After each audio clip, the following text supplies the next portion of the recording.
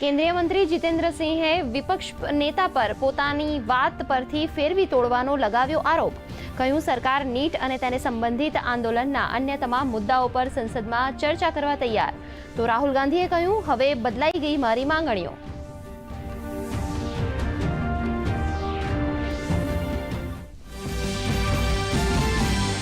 પ્રધાનમંત્રી નરેન્દ્ર મોદીનો સ્પષ્ટ સંદેશ, નહીં છોડાય પેપર લીકના દોષિતોને.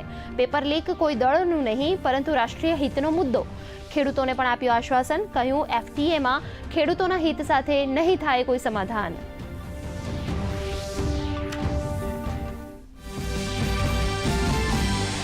ચોમાસુ સત્રના બીજા દિવસે પણ સંસદની કામગીરીમાં અવરોધ. બંને ગૃહોની કામગીરી ખોરવાઈ. સત્તા પક્ષ વિપક્ષના આમને સામને શાબ્દિક ચાપખા. લોકસભા સ્પીકરે તમામ પક્ષોને સહયોગ આપવા કર્યો અનુરોધ.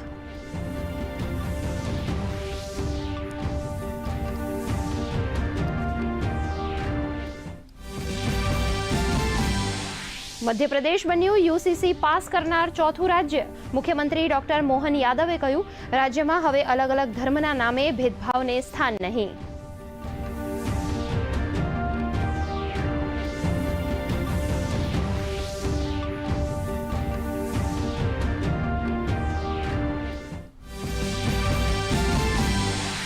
ઉત્તરી મેસેડોનિયાના પ્રવાસે પહોંચ્યા રાષ્ટ્રપતિ દ્રૌપદી મુર્મુ. રાષ્ટ્રપતિ ગોર્ડાના દાવકુવા સાથે કરી દ્વિપક્ષીય બેઠક. સંસદને પણ કરી સંબોધિત.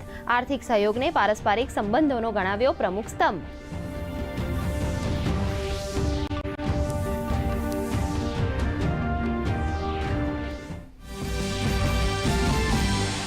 પશ્ચિમ એશિયામાં તંગદિલી ભર્યો માહોલ. અમેરિકાના ઈરાનના 9 શહેરો પર હુમલા.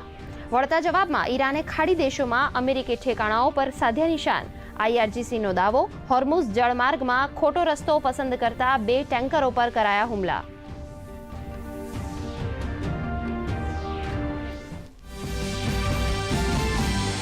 ગાંધીનગર અને સાબરકાંઠા જિલ્લાને વિકાસ કાર્યોની વણઝાર.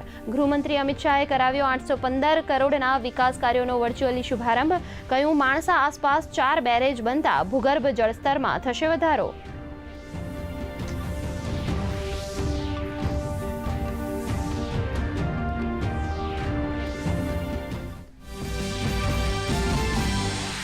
સુરત સાયબર ક્રાઇમ સેલની મોટી સફળતા. જામતારાની એપીકે ફ્રોડ ગેંગનો માસ્ટર માઇન્ડ પોલીસના સકંજામાં.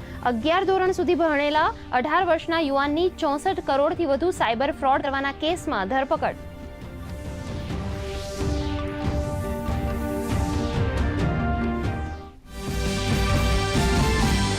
દક્ષિણ ગુજરાતના 32 તાલુકાઓમાં મેઘરાજાની રમઝટ.